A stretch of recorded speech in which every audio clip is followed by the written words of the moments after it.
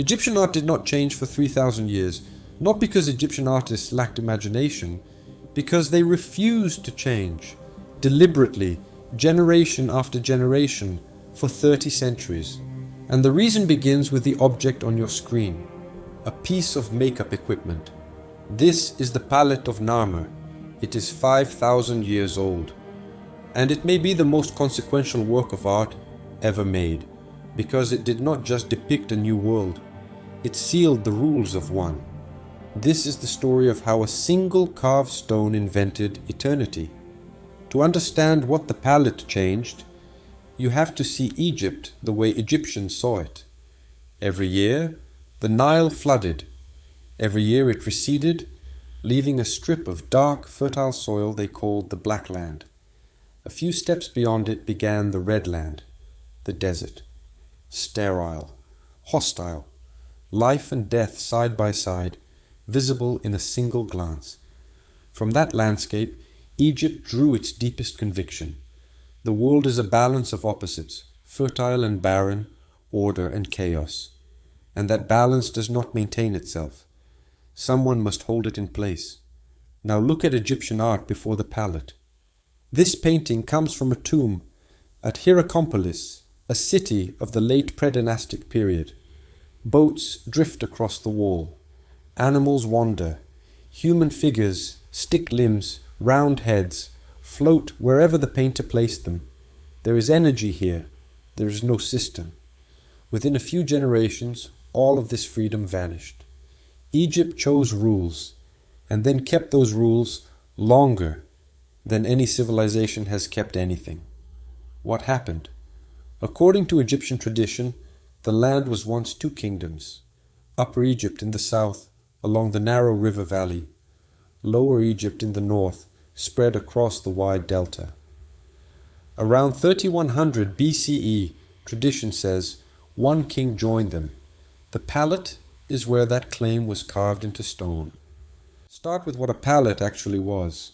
A flat stone tablet with a shallow depression used for grinding eye paint. Egyptians wore that paint for protection against infection and against the desert glare. An everyday object, usually palm-sized. This one is over 2 feet tall. No one ground makeup on this. Its size says ceremony, probably the ritual ornamenting of a cult statue, and its fine spot confirms it. Archaeologists recovered it in the temple of Hierakonpolis, buried among offerings to the falcon god Horus. This was not a tool, it was a statement, addressed to a god. So, what does it say? On one side, a king fills the frame. He grips a fallen enemy by the hair. His other arm raises a mace, the emblem of kingship, frozen at the top of its arc, forever about to fall. He wears the white crown of Upper Egypt, the south. Turn the palette over. The same king marches behind his standard-bearers, inspecting the bodies of executed prisoners, their heads placed between their legs. But now he wears the red crown of Lower Egypt, the north. One man, 2 crowns, 2 lands, claimed by a single body. That is the palette's political message, delivered without a single sentence. Now look at how the king is drawn, because this is where the palette stops being politics and becomes philosophy. His shoulders face us, his eye faces us, but his head and his legs are in pure profile. No human body can twist this way. The artist knew that. Accuracy was never the goal. Each part of the body is shown from its most complete, most recognizable angle. The eye that sees, the shoulders that act, the legs that stride. This is not a picture of a man standing somewhere, at some moment. It is a diagram of what a king is, assembled the way a fact is assembled. The Egyptian artist did not draw what the eye sees, he drew what the mind knows. And that leads to the idea underneath everything in this series. Say it plainly, Egyptian art does not represent the world, it replaces it. In Egyptian belief, a carved image was not a description of reality. It was a working piece of it. What was made permanent in stone became permanent in fact. Carve the king victorious, and his victory holds. Carve the 2 lands unified, and they stay unified. Carve his name, and he cannot fully die. Once you accept that premise, everything strange about Egyptian art becomes logical, including its refusal to change. You do not experiment with machinery that keeps reality in place. Watch the rules being written in real time. The king is enormous, everyone else is small, not because he stood closer to the viewer. Egyptian art has no perspective in that sense. Size means rank. Scale is a social diagram. The enemies are naked, stripped as an act of humiliation. The king's attendant carries his sandals, standing on his own ground line, because even the ground beneath figures obeys rank. And from the king's belt hangs a bull's tail, a symbol of raw power. Hold that detail. Egyptian kings would wear that same bull's tail in ceremony for the next 3,000 years. A costume choice made here at the beginning and never revoked. Some parts of the palette are not pictures at all. They are compressed sentences. Beside the king, a falcon, Horus, the god the king incarnates, holds a rope tethered to a human-headed patch of land sprouting papyrus. Papyrus grew in the delta. Read it as a clause. Horus delivers the north to the king. At the very top, between two heads of the sky goddess, hieroglyphs spell the king's name inside a rendering of his palace. Egyptians developed hieroglyphs at almost the same moment Mesopotamians invented cuneiform, and they called them God's words. Placing the king's name in the sky zone of the composition put him visually in the realm of the divine. Image, writing, theology, politics, no boundaries between them. At the center of the reverse, two long-necked creatures intertwine in perfect symmetry, framing the grinding circle. Balance held by force.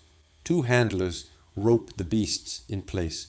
Many scholars read the motif as an image of Ma'at, harmony, truth, right order, the king's entire job in one emblem. And here is a detail worth pausing on. Nearly identical beasts appear on Mesopotamian cylinder seals of the same era. Even at its founding moment, Egyptian art was looking outward before sealing itself in. Now for the uncomfortable question. Did any of this actually happen? For a long time, the palette was treated as a news report. History's first documented political event, King Narmer, unifies Egypt around 3100 BCE. But some scholars now doubt the story itself. Their argument: Egyptians saw the entire cosmos as paired opposites, black land and red land, the earth god balanced by the sky goddess, Osiris, god of civilization, opposed to Seth, god of chaos. Two kingdoms joined by one king fits that pattern suspiciously well. The unification, these scholars argue, may be an imaginative reconstruction, a myth of origin, projected backward to justify the king's power. The question remains open. The evidence allows both readings. But notice what that means. If the skeptics are right, the palette is not a record of an event.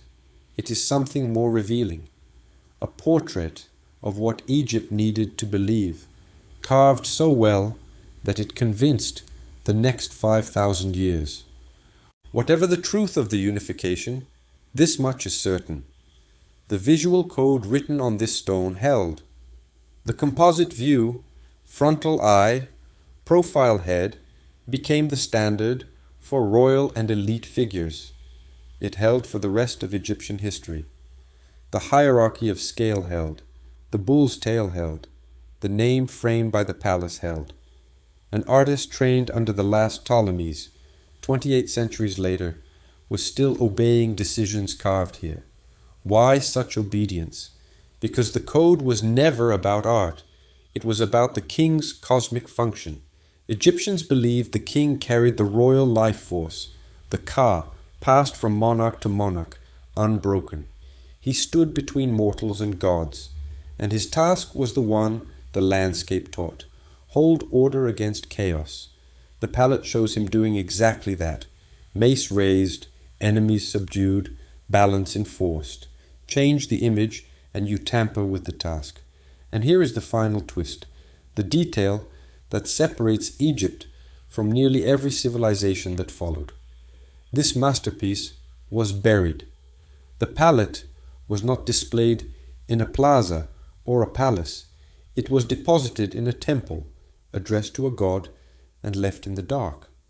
Because in Egypt, an image did not need an audience to do its work. It only needed to exist.